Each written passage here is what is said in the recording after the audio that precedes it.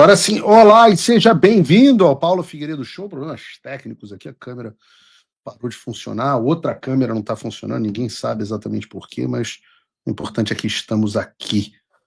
Vamos falar hoje sobre o presidente do tráfico. A mega operação no Rio de Janeiro, o caos completo que se instaurou, explicou e expôs de vez que o Brasil já é um narcoestado.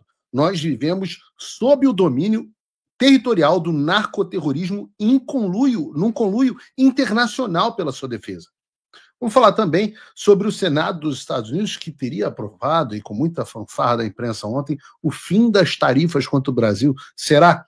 Veremos no programa de hoje. Então, eu peço a você, um programa longo, cheio de conteúdo, peço a você que já perca um segundinho do seu tempo e crave o dedo no like, aperta o botão do repost e manda o programa para o máximo de pessoas que você puder, para os seus amigos e para os inimigos. Afinal, esse é o Paulo Figueiredo Show. Figueiredo, Figueiredo. Figueiredo, Figueiredo. Não temos tempo nenhum a perder, então peço a você que já veja se está inscrito no canal. Muito importante você ver se está inscrito no canal. Nós estamos aí caminhando para os 800 mil inscritos e a sua participação é fundamental nessa direção, inclusive com o sininho das notificações para não perder o vídeo. Muita gente está inscrita no canal Paulo Figueiredo Oficial e não no canal Paulo Figueiredo Show. São canais diferentes. Para você conseguir assistir o vídeo no canal Paulo Figueiredo Oficial, você vai precisar estar ou no exterior ou vai precisar de um VPN, porque o canal continua banido no Brasil por ordem do Alexandre de Moraes. Se você não tem uma VPN ainda, eu não sei em que planeta você está, mas você pode resolver esse problema agora com o link na descrição para o Proton VPN.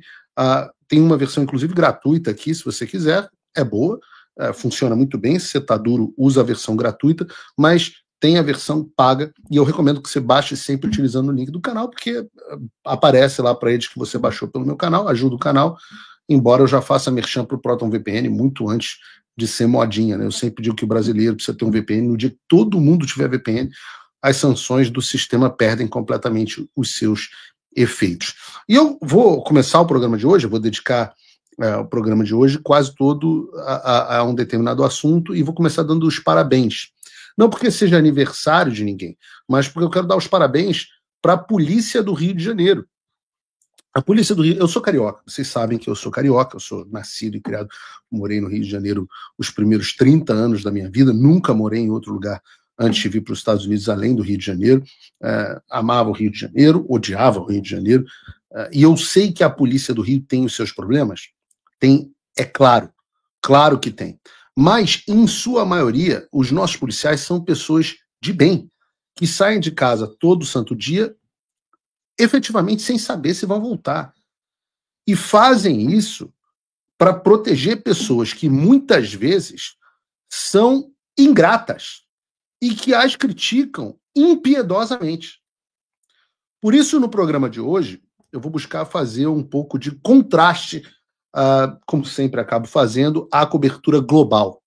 E nós vamos tratar de maneira um pouco aprofundada até o tema da segurança pública, utilizando como gancho essa operação policial ocorrida de ontem no Rio de Janeiro, que, sob todos os aspectos, é uma das mais bem-sucedidas da sua história. A operação pode até ter sido executada ontem, mas ela começa muito antes. As investigações que levaram a operação a ter esse sucesso duraram mais de um ano e serviram para identificar mais de 94 vagabundos do Comando Vermelho escondidos no Morro do Alemão e da Penha. Mas, segundo a Globo, era só gente bacana, né? Mas gente bacana, tipo homicida, traficante, ladrão, né? Para a Globo, talvez estudante, né? Vítimas da sociedade. As principais lideranças desses morros são o Márcio dos Santos Nepomuceno, conhecido como o famoso Marcinho VP, e Edgar Alves de Andrade, o Doca. Nos últimos anos, o Doca foi responsável pela expansão territorial do Comando Vermelho no Rio de Janeiro, que hoje, pasmem, domina mais de 40 bairros e favelas no Rio e na Baixada. O poder do Comando Vermelho hoje no Rio de Janeiro é tão grande, que ele responde por mais de 50% das áreas dominadas por grupos armados na região metropolitana do Rio. Eu vou falar mais para frente, nós vamos conversar mais para frente sobre esse negócio de domínio territorial. Mas é importante começar contextualizando tudo isso, porque muitas vezes quem não é do Rio não tem noção real da magnitude do que a gente está discutindo aqui e do que significou essa operação. É nesse ambiente que ocorre a Operação Contenção, cujo objetivo foi justamente combater a expansão territorial do Comando Vermelho e prender as suas lideranças. Veja que loucura, né? Prender a liderança. Nessa operação da Polícia Militar e da Polícia Civil, foram cumpridos mais de 100 mandados de prisão. Mandado, não foi, trocou tiro, não. Mandados, mais de 100 mandados de prisão contra integrantes de facções, guardem esse termo, porque é o termo que nós vamos utilizar, narcoterroristas. Narcoterroristas. E além das dezenas dos vagabundos eliminados, mais de 81 criminosos foram presos e mais de 100 civis foram apreendidos. Pelo menos esse era o número que nós tínhamos antes de iniciar o programa. E para iniciar a linha, isso é um preâmbulo, porque para iniciar a linha de comentário que eu quero seguir, eu quero primeiro passar um vídeo do governador Cláudio Castro falando sobre a operação. Bota o vídeo, por favor, Brunão. De hoje tem muito pouco a ver com segurança pública. Ela é uma operação de defesa, é um estado de defesa. O que a Cláudia quis falar, e aí eu concordo com a fala dela, é que essa é uma guerra que está passando os limites de onde o Estado deveria estar sozinho defendendo. Para uma guerra dessa, que nada tem a ver com a segurança urbana, realmente nós deveríamos ter um apoio muito maior, talvez até nesse momento, até de forças armadas, porque essa é uma luta que já extrapolou toda a ideia de segurança pública. Tudo aquilo que está lá na Constituição Federal extrapola completamente quando você tem essa quantidade de armas que vem através de tráfico internacional de armas, essa quantidade de poder bélico que vem de um financiamento feito por lavagem de dinheiro, ou seja, não é mais só a responsabilidade do Estado. O Estado está fazendo a sua parte, sim, mas quando ela fala em exceder inclusive as nossas competências. Já era para estar tendo um trabalho de integração muito maior com as forças federais, o que nesse momento não está acontecendo. O Rio de Janeiro viu em 2010, o Brasil inteiro viu um trabalho de integração, e hoje o Rio está sozinho. Acho que foi nesse contexto que a Cláudia falou, e eu concordo com a fala dela. Tomo para mim a fala da nossa coronel Cláudia, porque é exatamente isso. O Rio está sozinho nessa guerra, e aí é muito fácil criticar as forças estaduais, criticar o governador, quando o Estado está, talvez sim, excedendo as suas competências. Como nós jamais abandonaremos a população, se tiver que exceder, nós excederemos mais ainda para proteger a nossa população. Vamos dialogar, vamos dialogar. Nós já pedimos os blindados algumas vezes e todos foram negados. Espero que sirva de exemplo que a gente precisa dessa integração. E eu já fiz aqui inúmeras vezes críticas ao governador do Rio, no Cláudio Castro, mas hoje temos que ser justos. A postura dele, da Polícia Militar e da Polícia Civil do Rio de Janeiro estão de parabéns. O componente essencial dessa discussão, desse vídeo, que o Cláudio Castro cita, é: o Rio de Janeiro está sozinho. Aliás, seja feito, não é só o Rio que está sozinho. A situação da violência está se espalhando no Brasil inteiro, no Nordeste é uma desgraça. E os estados estão abandonados. E eu vou explicar por quê. Porque o problema não é que a Polícia Militar do Rio de Janeiro não prende, a Polícia Civil não investiga, até não investiga como deveria, mas esse não é o problema. O problema é que o governo do Estado, vamos ser sinceros aqui, vamos mandar a real, o governo do Estado não tem coragem de fazer operação policial nas favelas. Por quê? Porque não tem respaldo jurídico muitas vezes. Não tem respaldo da mídia. Vamos ser real, vamos ser sinceros. Tem gente boa na área de segurança pública, gente que quer verdadeiramente combater o crime organizado. Então você tem investigações, tem prisões. Quando é necessário, a polícia mata o vagabundo. Mas você não tem segurança jurídica nenhuma. Um segundo.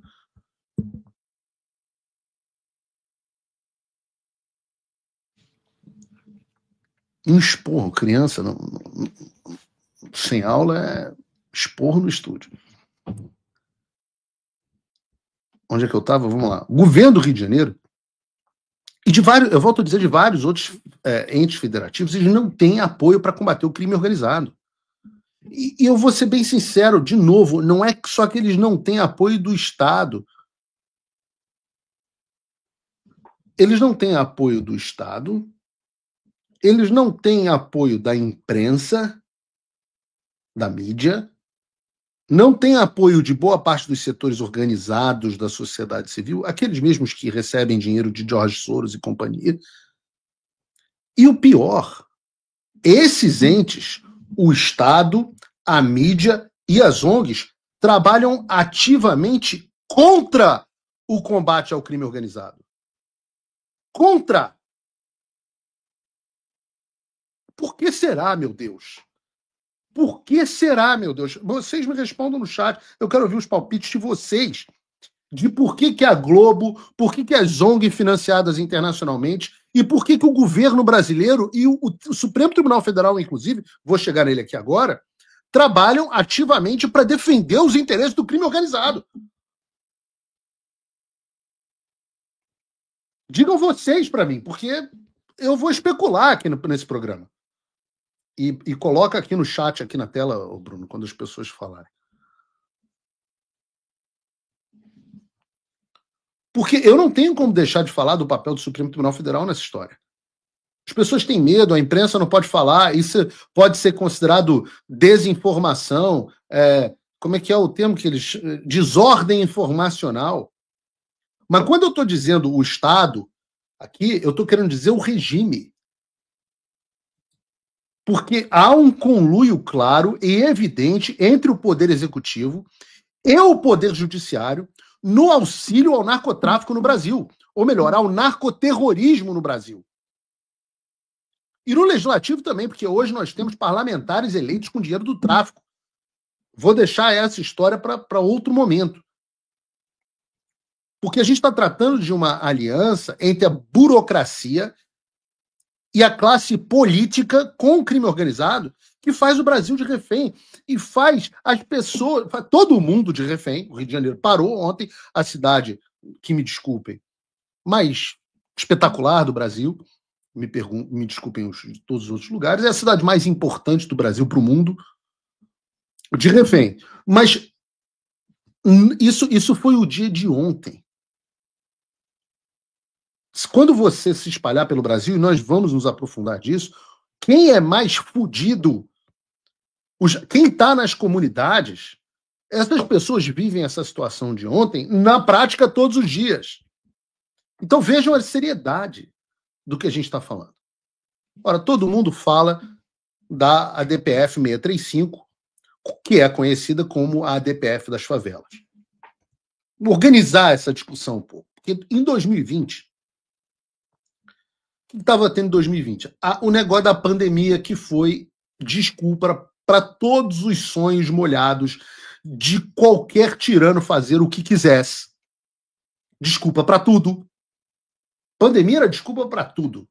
Em 2020, o Edson Fachin, atual presidente do Supremo Tribunal Federal, através de uma canetada, Edson Fachin, aquele Edson Fachin que construiu a sua carreira militando para causas e organizações de esquerda. Não estou dizendo nada. Façam vocês tirem vocês as suas conclusões. Vocês são adultos. Edson Fachin dá uma canetada e, em uma decisão liminar, ele proíbe a realização de operações policiais nas favelas do Rio de Janeiro durante a pandemia.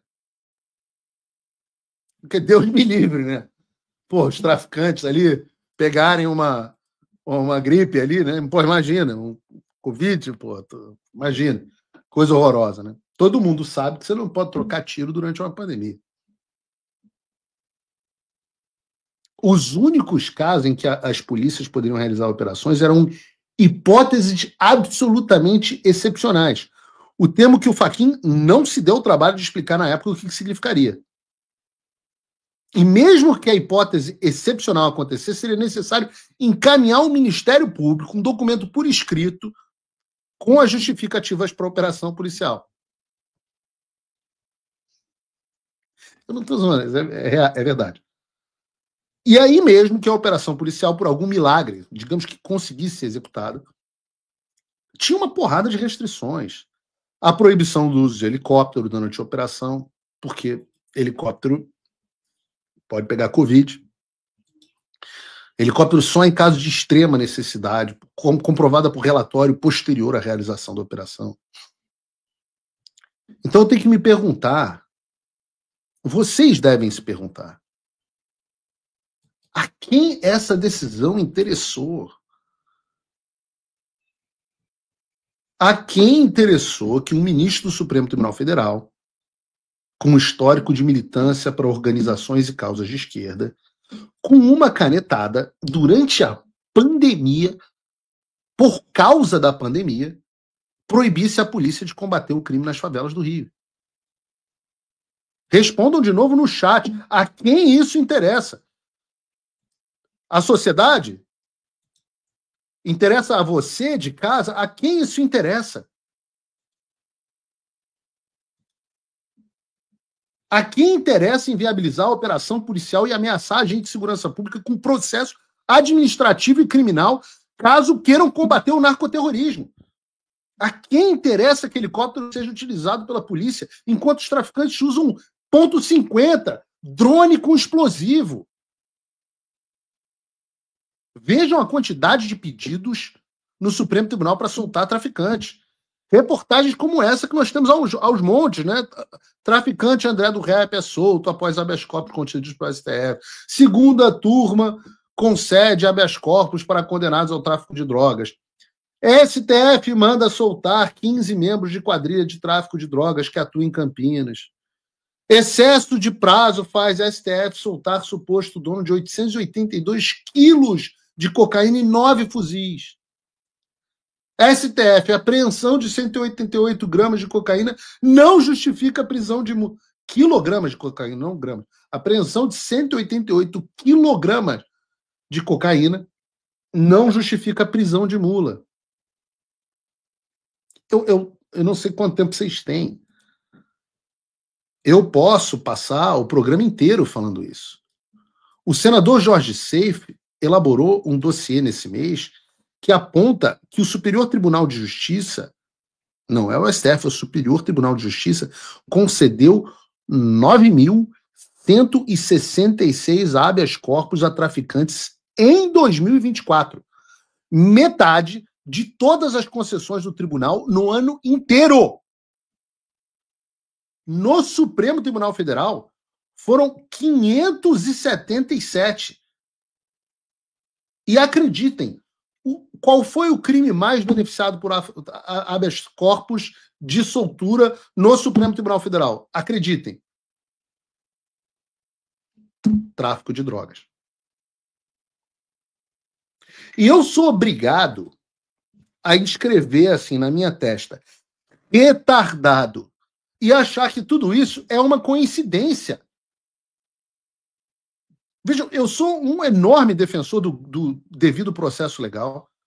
Prisão ilegal tem que ser revogada, não importa quem que seja a pessoa presa. Mas o problema é que no Supremo Tribunal Federal é só traficante. É só traficante. Não, tem um pouquinho de corrupto também. Mas traficante é a maravilha, é uma farra. Vejam um contraste entre como o Supremo Tribunal Federal é garantista com narcoterrorista, agora é punitivista com mãe de família, com batom na mão.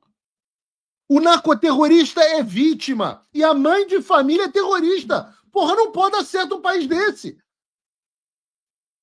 Não pode dar certo, a sociedade não pode tolerar um troço desse, cara. Não é possível um país dar certo quando você tem um Supremo Tribunal Federal que é tchutchuca de traficante e tigrão com quem picha estátua de batom ou destrói cadeira em prédio público, puto, com o trabalho do próprio Supremo Tribunal Federal. Como é que é possível um país que trata a Débora pior do que trata narcoterrorista? Que coloca negro, que vocês gostam tanto de separar as pessoas em raça, coloca negro no micro-ondas. Explode bomba com drone, toca terror no Rio de Janeiro, fecha a cidade mais importante internacionalmente do Brasil. As pessoas estão botando a mão na consciência em relação a essas coisas, em vez de ficar se lambendo o saco do Supremo Tribunal Federal o dia inteiro na porra da Globo News. O dia inteiro. senhor Otávio Guedes, senhor André Sadi, Natuzanelli, vocês todos, pessoas que muitas vezes eu me dou muito bem, é o dia inteiro lambendo o saco desses caras que perseguem quem discorda de vocês politicamente, mas são tchutchucas e permitiram que a situação chegasse a esse ponto. Permitiram, eu diria, dolosamente.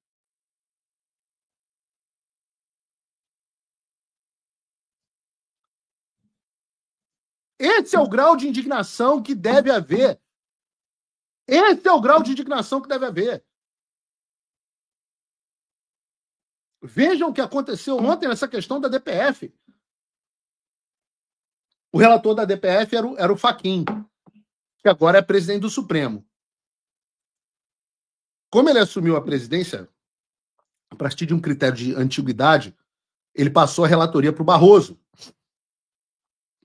O Barroso, por sua vez, foi aposentado e, seguindo a lógica estabelecida pelo critério de antiguidade, deveria assumir a Carmen Lúcia. Mas, no meio do caminho, havia um imperador.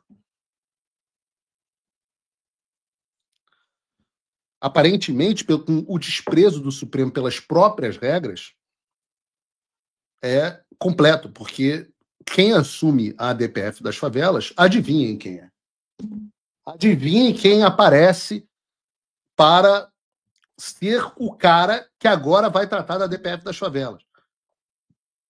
É claro. Não poderia ser outro. E eu vou dizer aqui, vou fazer um parêntese aqui. Eu acho que as alegações de que o Alexandre de Moraes tem ligação com o tráfico, elas são frágeis. Apesar dele mandar retirar a reportagem do ar, que eu acho esquisito sobre isso, eu não acho que o fato do cara ter sido advogado de uma empresa que lavava dinheiro supostamente para o PCC, o cara é advogado criminalista, menos o doutor Chiquini, advogado criminalista de um modo geral, tem criminosos como clientes. E pessoas inocentes também. Menos o doutor Chilique. Mas eu não acho que seja evidência conclusiva. Eu nunca cheguei aqui numa reunião nos Estados Unidos e disse, não, Alexandre de Moraes tem ligações com o PCC e com o narcotráfico. Eu não estou dizendo também que não tem. Eu só estou dizendo que o meu critério, eu sempre digo isso, afirmações extraordinárias exigem evidências extraordinárias. Mas o fato é que eu achei esquisita a forma como ele assumiu essa DPF, e ele já começou cobrando uma manifestação da PGR sobre a Operação no Rio em 24 horas. Eu acho engraçado como essas coisas caem na mão do imperador do Brasil. Eu acho. Acho curioso.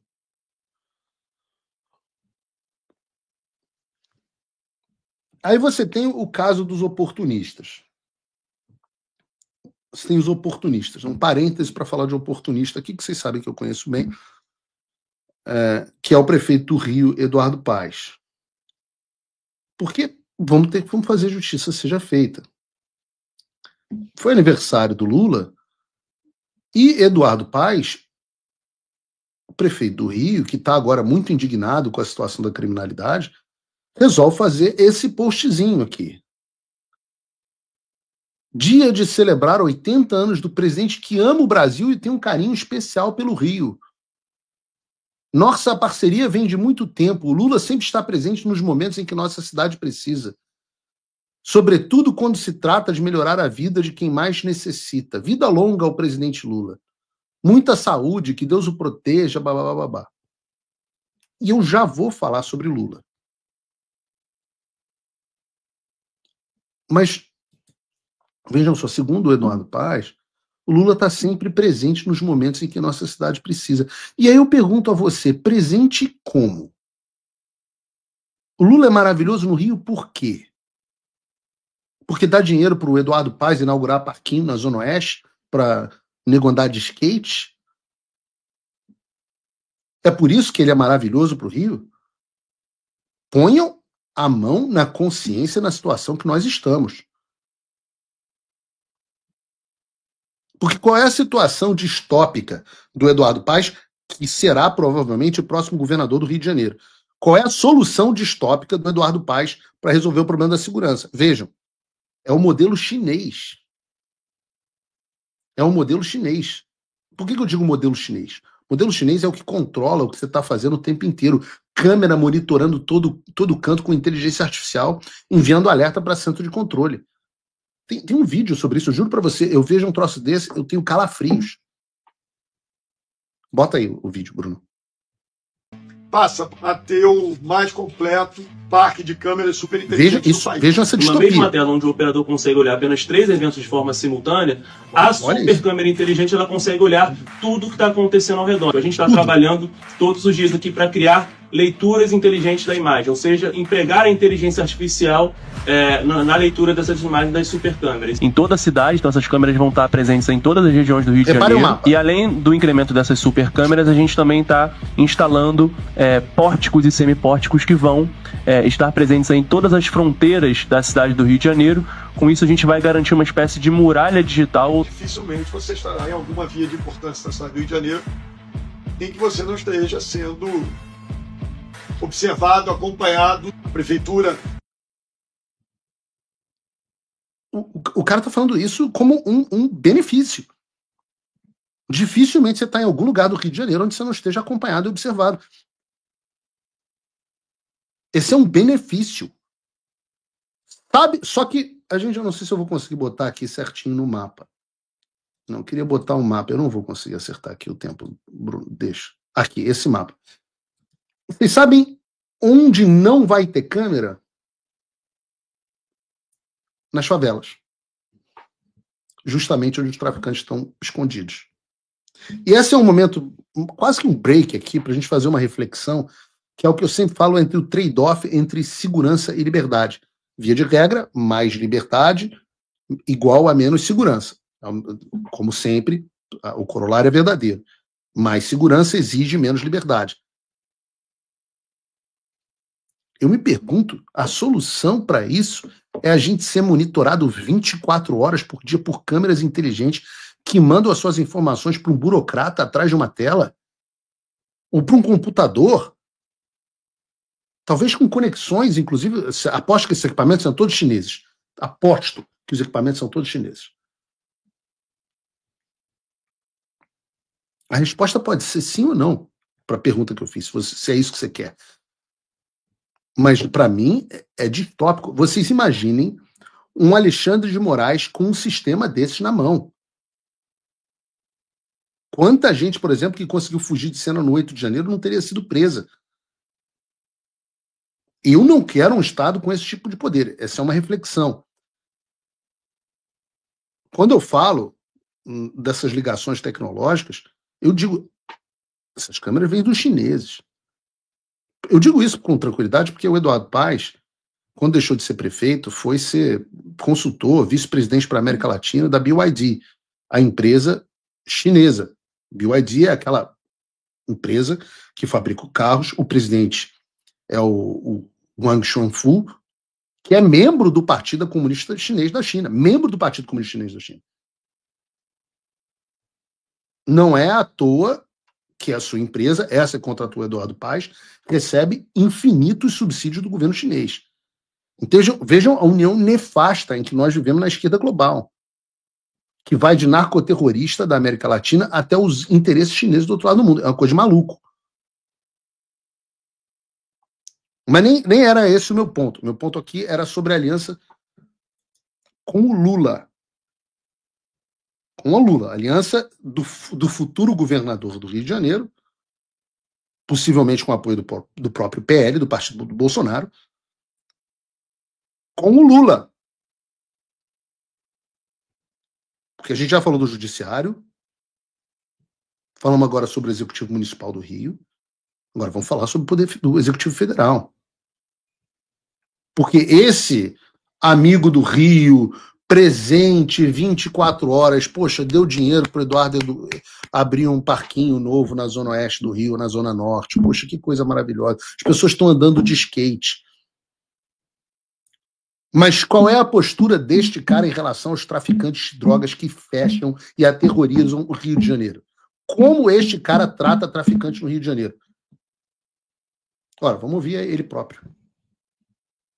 veja, o mundo não pode continuar nessa polarização, sabe, do bem contra o mal a vida inteira.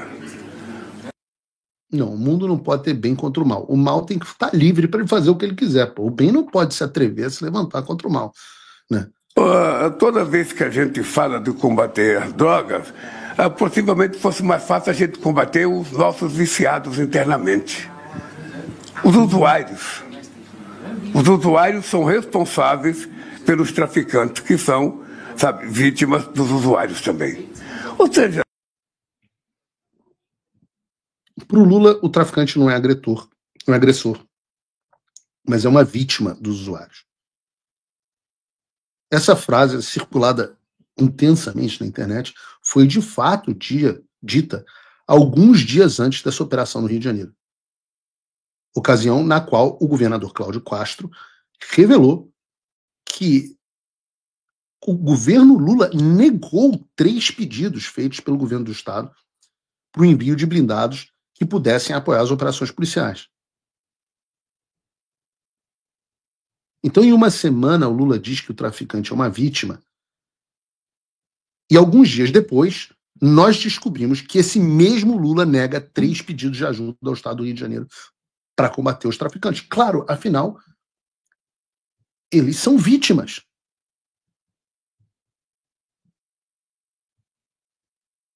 É impossível, a essa altura do campeonato, que o Lula não entenda que as organizações narcoterroristas, e eu acho que a gente vai entrar sobre isso, entrar nisso, se o João tiver...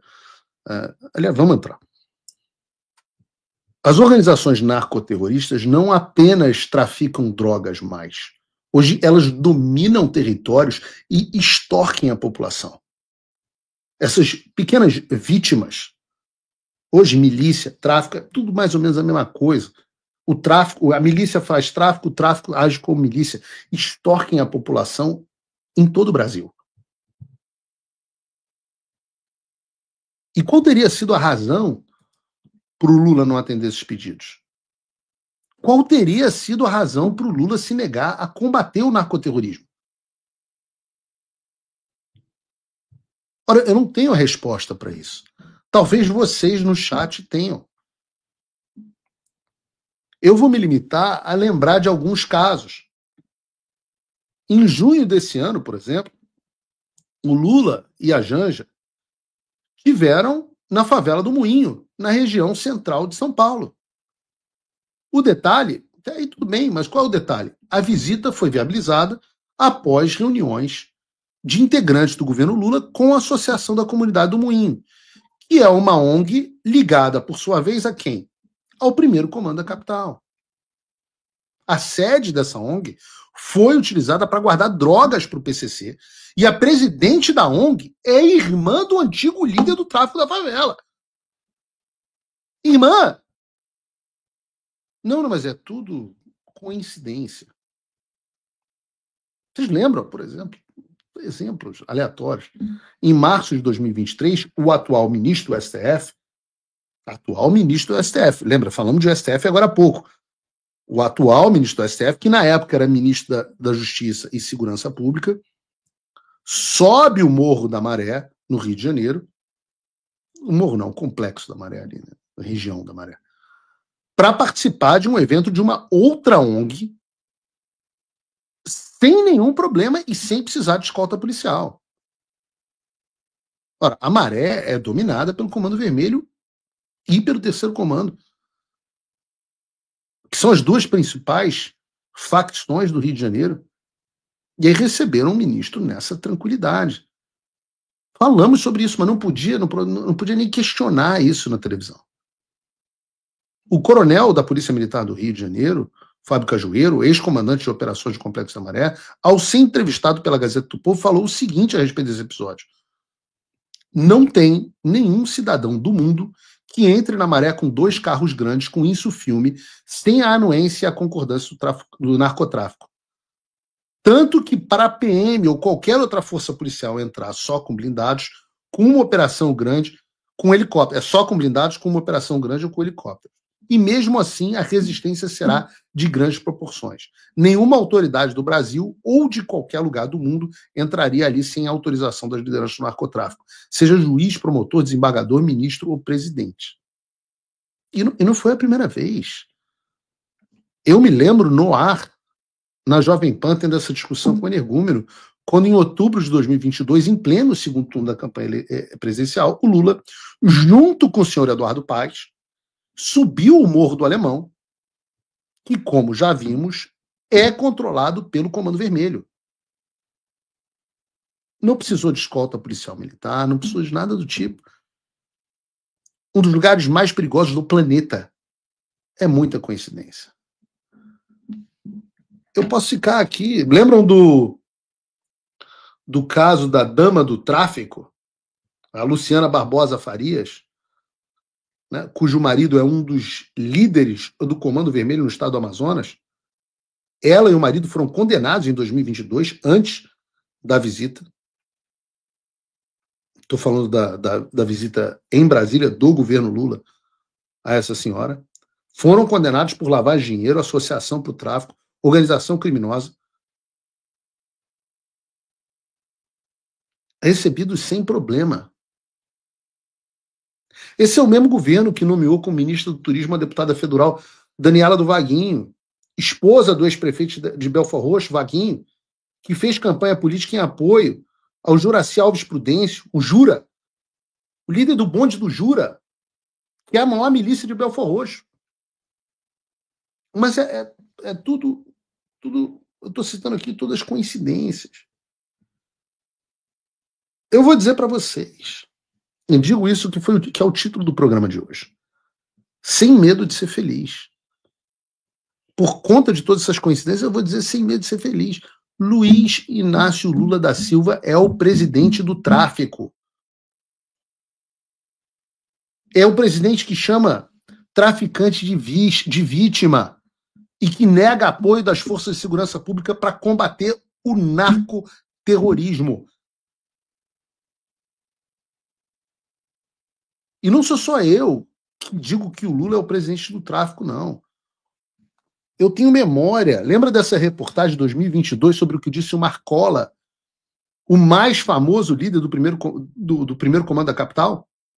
Coloca aí o vídeo do Marcola. Uma informação importante nesse sábado, veja só. Segundo o antagonista, Marcola declarou voto no candidato à presidência pelo PT, Luiz Inácio Lula da Silva. A Polícia Federal captou uma conversa entre Marcola e seu comparsa Cláudio Barbará da Silva. Na troca de mensagens, o líder do PCC afirma que, abre aspas, é melhor o Lula no poder, mesmo ele sendo um pilantra e um zero à esquerda, que o Bolsonaro, fecha aspas. Ao tratar das eleições com a advogada Vanessa Jennifer, Barbará diz que leu um livro sobre o período em que Lula esteve preso e que espera que, se eleito, ele faça um bom trabalho, abre aspas. Ele é bom, acredito que ele fica 4 anos, pela idade dele, para limpar, fazer um trabalho excepcional, fecha aspas. Em uma outra conversa, Marcola e Esdras Augusto ainda destacaram que, se comparar Lula e Bolsonaro, na situação deles, o petista é melhor.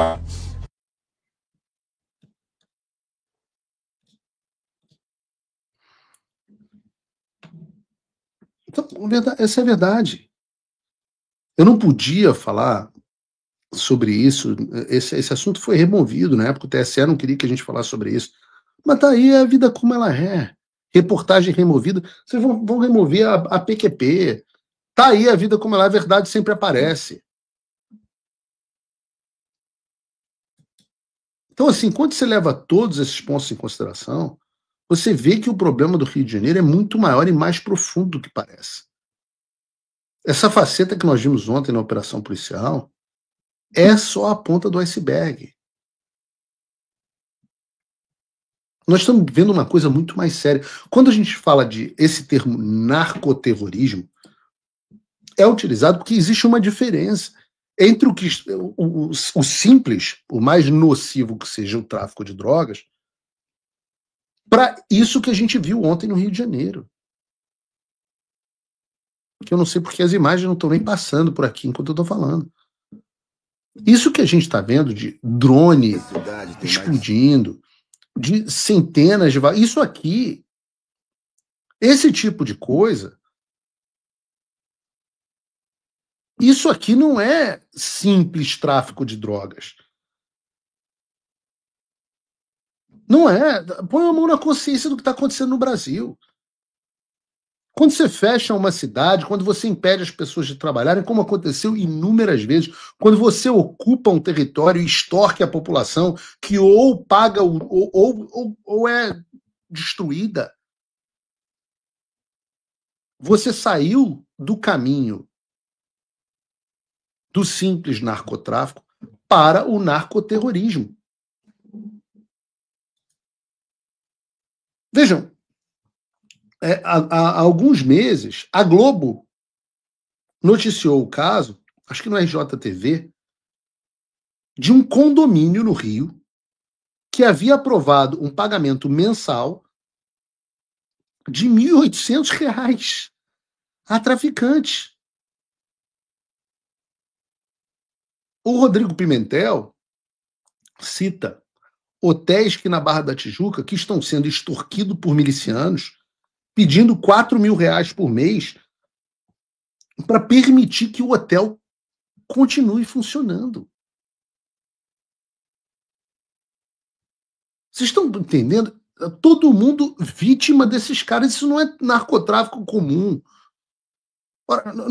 Pode sair do Rio. Nesse mês no Ceará, nós tivemos uma mulher executada por uma organização narcoterrorista porque se recusou a cumprir a ordem de envenenar policiais. Em Rondônia, nós tivemos os donos de provedores de internet sendo extorquidos e tendo as suas lojas incendiadas por essas organizações. Ora, não tenham dúvida, o Estado brasileiro foi tomado pelo narcoterrorismo.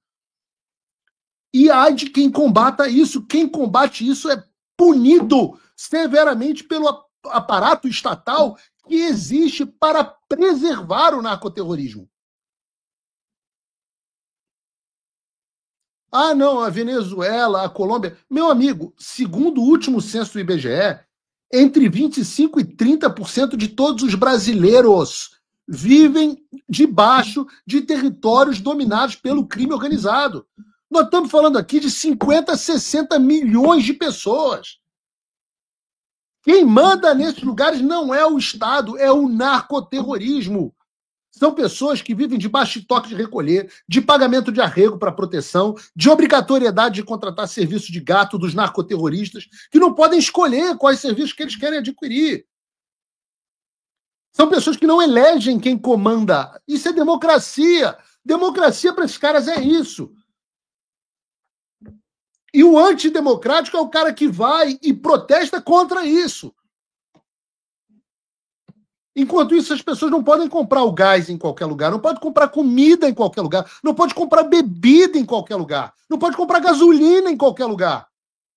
Tem que comprar onde o narcoterrorismo autoriza. Vejam a dimensão do que a gente está falando.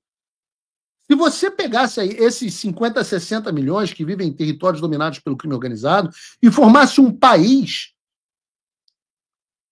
seria uma população maior do que a da Colômbia, maior do que a Coreia do Sul, maior do que a Espanha, maior do que a Venezuela. Ah, e se a gente virar uma Venezuela?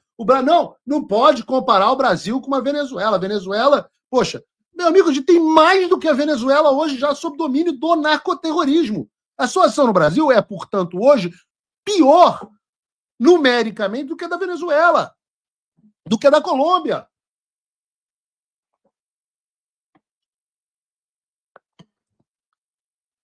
E é por isso que você não pode protestar. Eu já falei, esse esquema de Estado autoritário concentrado na mão destes mesmos caras, eu citei aqui só 3 hoje. Alexandre de Moraes, Fachin e Flávio Dino. Só citei 3 aqui.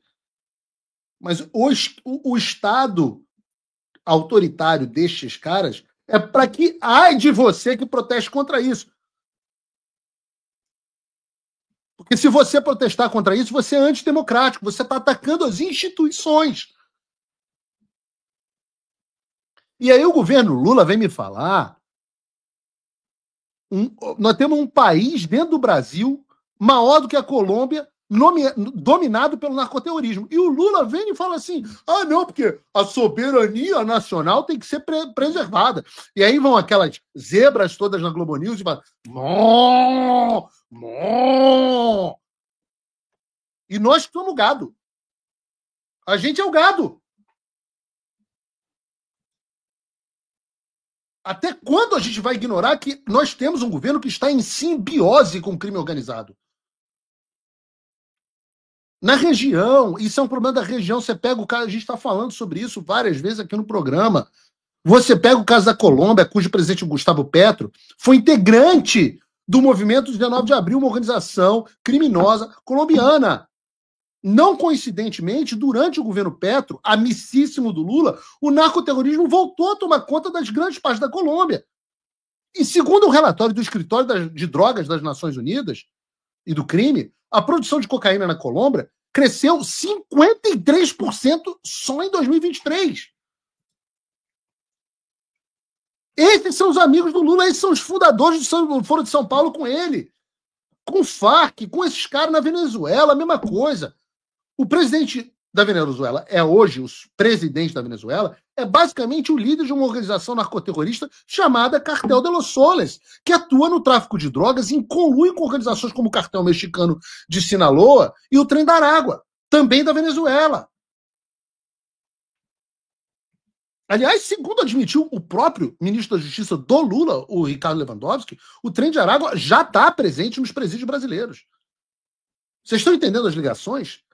Trem de Aragua, ligado ao Cartel de los Soles, que é liderado pelo Maduro, que é amigo e recebido pelo Lula com honras de chefe de Estado, com uma das primeiras visitas que ele teve, que dizendo que a Venezuela tinha excesso de democracia.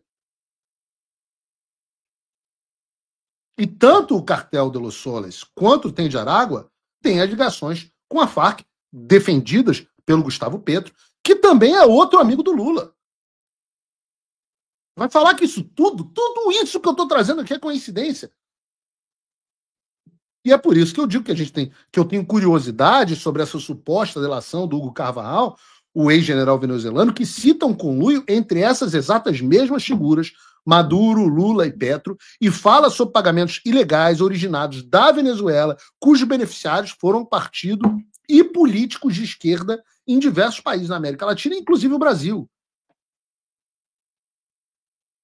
E vejam como são inúmeras as evidências de conluio entre o poder público, a burocracia estatal e o narcoterrorismo no Brasil e na região.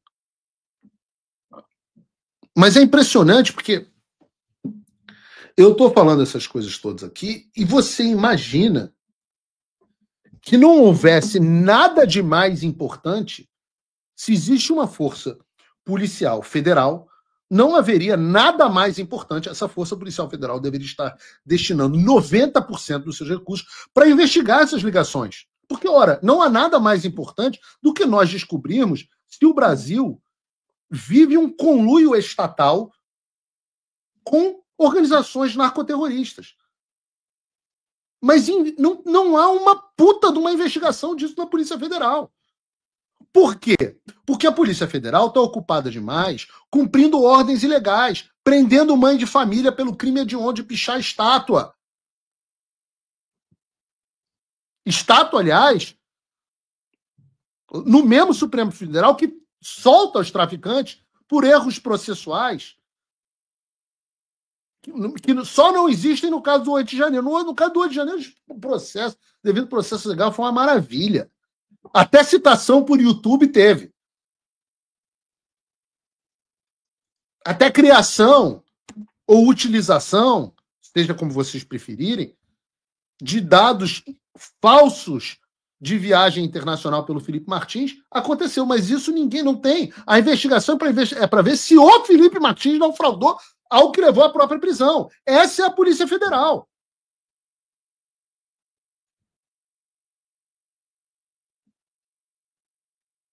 Cara, a gente tem que levantar essas perguntas, cara. Se a gente não fizer isso aqui e começar a levantar essa discussão na sociedade, ninguém vai fazer, cara. Coitada, a gente está com a Câmara, coitados dos parlamentares, né? A gente está agora com a Câmara dos Deputados, por exemplo, discutindo o PL que equipara as facções criminosas a organizações terroristas. Graças a Deus, porque de fato elas são. Parece até que o relator vai ser o deputado Derrite, né? vai se licenciar, secretário de Segurança Pública em São Paulo, faz um bom trabalho, vai se licenciar para pegar essa relatoria. Que bom. Chega de passividade. Nós precisamos combater o narcoterrorismo em todas as frentes possíveis. Esses caras não podem continuar mandando no Brasil e em 60 milhões de pessoas no Brasil. E nós precisamos descobrir quem dá sustentação ao regime. Por que o Supremo Tribunal Federal age sempre em favor do interesse desses caras? Esse é o problema do Brasil. Esse é o problema que as nossas forças policiais, inclusive as federais, deveriam estar combatendo. Ora, eu digo a vocês, sem Lula, sem o STF, sem a esquerda, sem a Globo News, sem as ONGs internacionais recebendo dinheiro de Jorge Soros e companhia, sem o STF militante, sem essas pessoas, as ações policiais no Rio de Janeiro não teriam sido proibidas e o crime organizado não teria se consolidado com tanta força como ficou. Vejam, o Rio, você pode falar o que quiser, aliás, graças ao trabalho do general Braga Neto, que tem essas coincidências também, né? Silvinei, recordista em apreensão de drogas, brutalmente perseguido. Anderson Torres combateu o tráfico de drogas, brutalmente perseguido. Braga Neto, general Braga Neto, comandou a intervenção no Rio de Janeiro, que só desandou depois por causa dessas ações da ADPF que eu citei aqui, apodrecendo na prisão, brutalmente perseguido. Pensem nisso, cara. Pensem nisso. Silvinei foi o cara que transformou a PRF numa polícia que efetivamente fazia o trabalho que a PF deveria estar fazendo.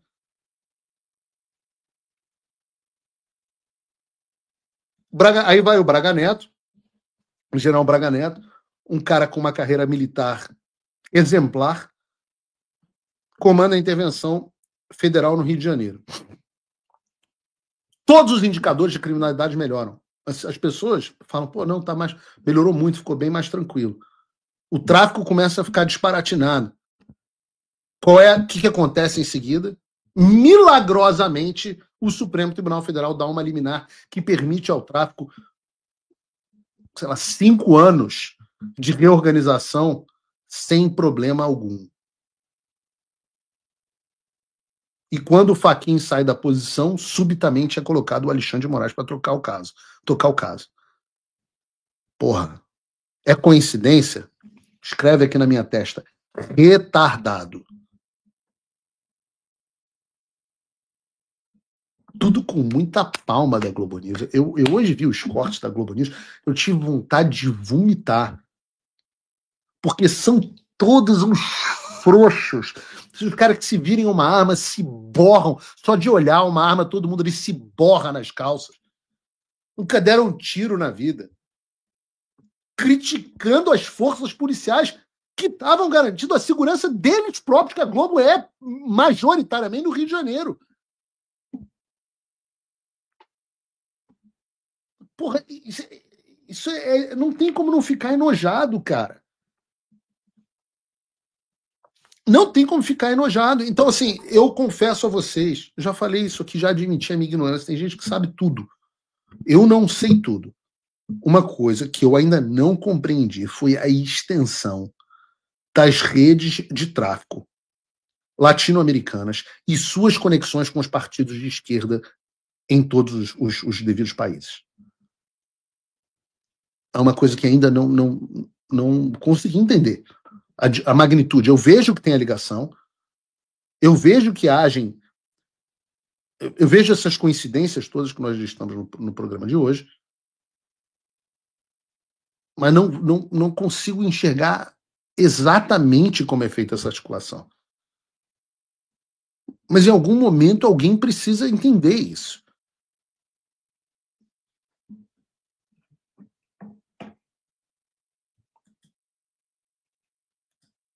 Cacete, já falei 1 hora sobre esse assunto. Tá bom. Eu quero falar sobre... Eu quero falar, antes de eu ter um AVC aqui no ar, eu quero falar sobre Estados Unidos, mas antes eu quero convidar você a apoiar o jornalismo que não chupa o saco de bandido.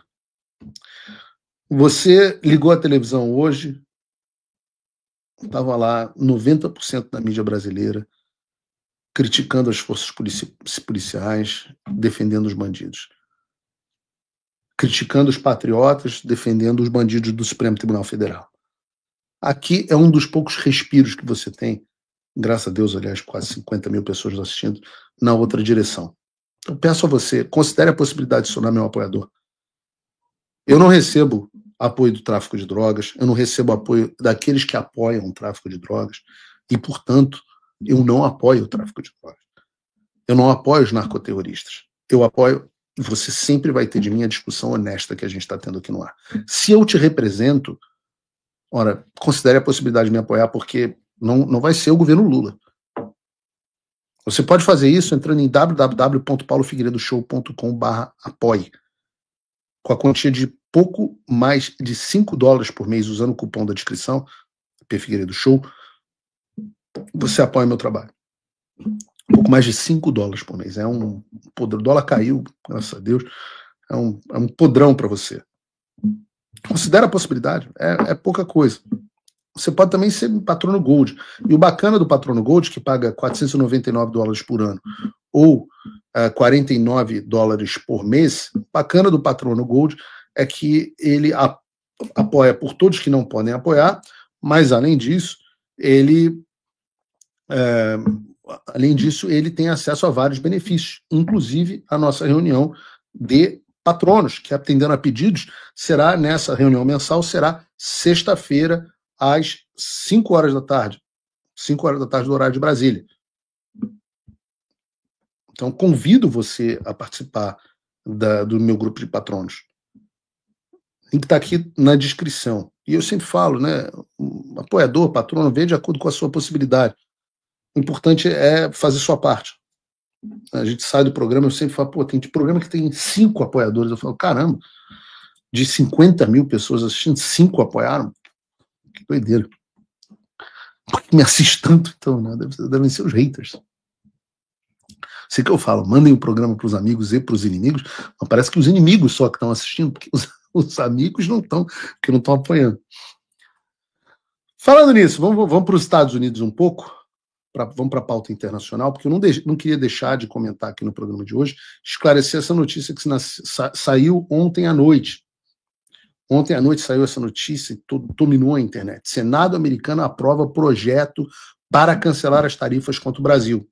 E o que aconteceu foi o seguinte.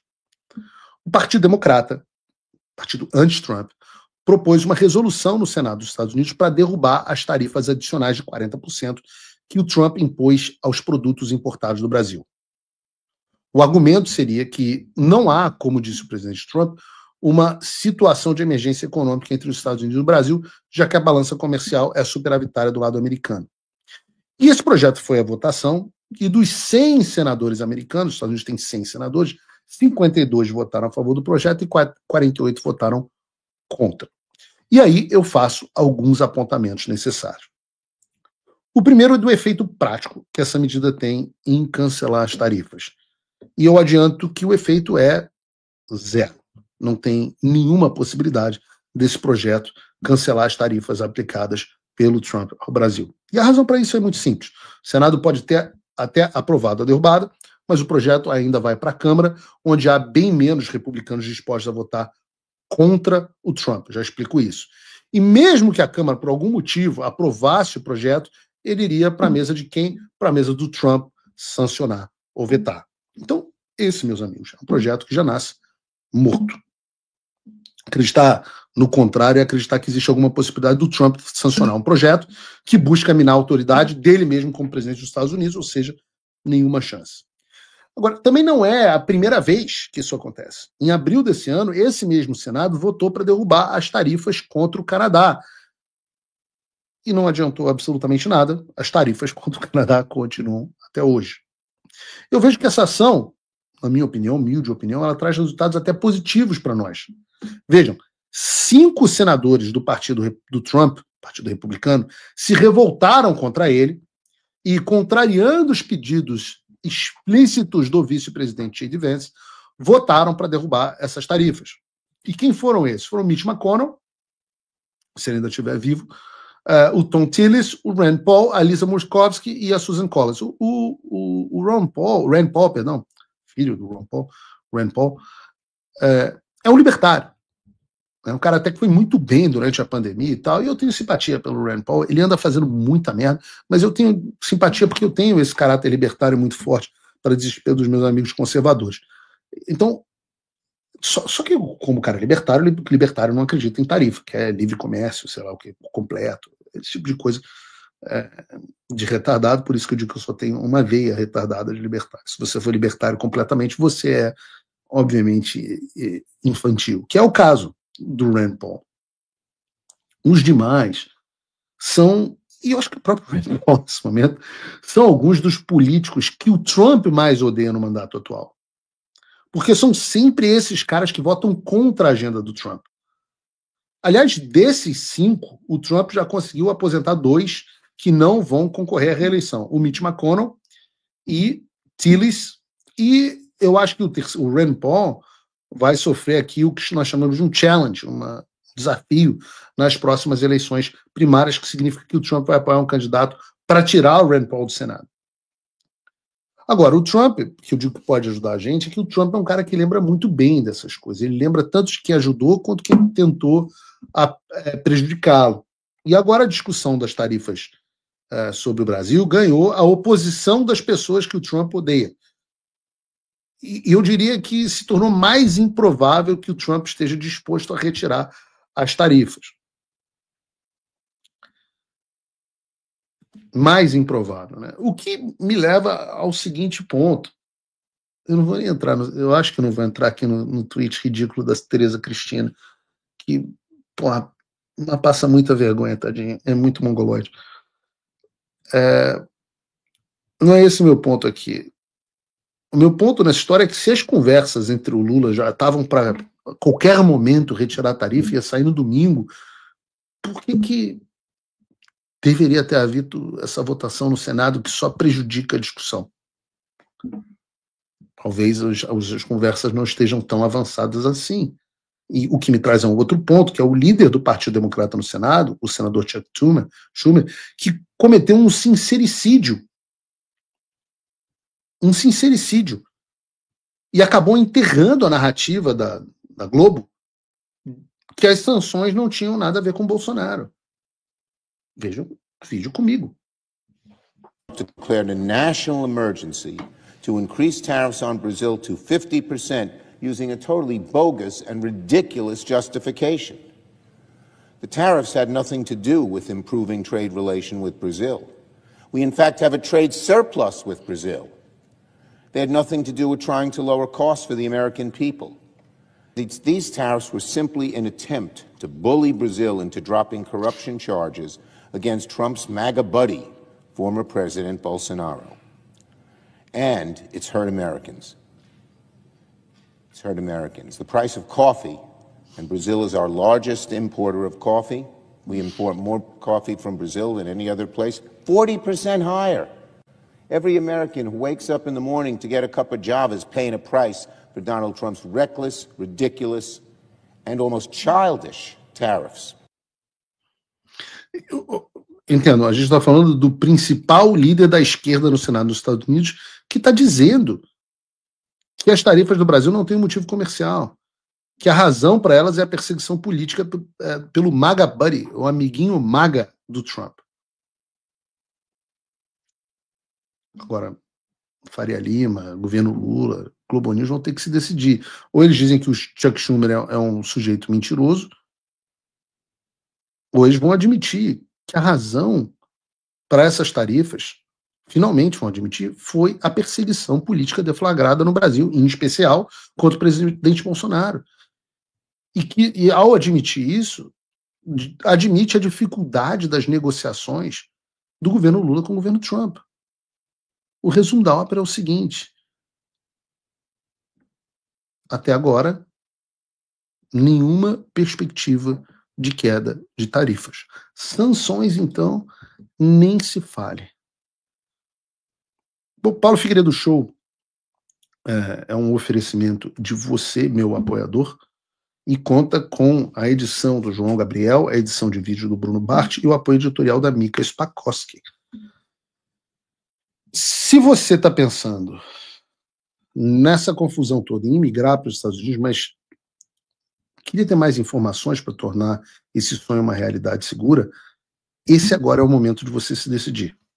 Porque estão acabando as últimas vagas para o Living the American Dream, que é o nosso evento presencial que vai acontecer entre os dias 24 e 30 de janeiro, aqui em Orlando. Aqui em Orlando, não, porque eu ainda não estou em Orlando, mas lá em Orlando, aqui em Orlando, na Flórida. São 7 dias que você vai passar aqui entendendo uma imersão, entendendo como é viver nos Estados Unidos e o que é necessário para você fazer essa transição, essa mudança da tua vida com segurança. Você vai conhecer os bairros, vai entender o custo de vida, como que as coisas funcionam, visitar empresas, ter contato com especialistas e muito mais. Além disso, você vai conversar com brasileiros que fizeram essa transição. Gente como eu, que saiu do Brasil e hoje tem a vida aqui com segurança. E no final do evento, você vai receber cada família vai receber uma consultoria individual, presencial, com a equipe da Imigrex, com um plano de ação claro, baseado no seu perfil, seu momento e os seus objetivos. Eu estarei lá com vocês. O ponto, e a Ludmila também, mas eis aqui o ponto principal, restam pouquíssimas vagas. A seleção está acontecendo agora, e se você quer entender com clareza como que seria a sua vida nos Estados Unidos, não em teoria, mas no mundo real, essa é a hora. Clica no link, preencha a aplicação e vem aqui viver essa experiência transformadora com a gente. Agradeço a enorme audiência, convido você para se tornar meu apoiador entrando em www.paulofigueiredoshow.com/apoie. Nós temos a opção de apoiador, se usar o cupom vão ser um pouco mais de $5 por mês. Se quiser ser meu patrono Gold, $499 por mês. Eu agradeço aqueles que me dão sempre um presente em Bitcoin, do valor que seja, de qualquer valor, pode dar $1, pode dar $1 milhão, através da carteira do Bitcoin, cujo QR Code também está na descrição. E se você está duro, não quer me apoiar, etc., pelo menos se inscreve lá, coloca o seu e-mail de graça no nosso site, que você mantém o contato conosco direto por e-mail, sem banimento do Alexandre de Moraes. Amanhã temos Paulo Figueiredo Show, novamente, às 3 horas da tarde. Aguardo vocês. E na sexta-feira, às 5 horas da tarde, teremos a reunião de patronos Gold. Vai funcionar um pouquinho diferente esse mês a reunião de patrono Gold. Em vez de eu mandar o link para você por e-mail, eu vou te mandar um e-mail, mas o link para a reunião de patrono Gold estará na página principal do nosso site, www.paulofigueiredoshow.com. Você vai entrar lá e vai ter um banner principal com a reunião de patronos. Só você clicar e lá vai estar o link aberto. Você, obviamente, você tem que estar logado no site com a sua conta de patrono Gold. Caso contrário, você não vai conseguir ver. Dá tempo para aqueles que ainda não são patrono Gold de sentarem 2 horas batendo papo comigo, que é o que a gente faz todos os meses. Deus abençoe o Brasil, Deus abençoe a América. Até amanhã. Figueiredo.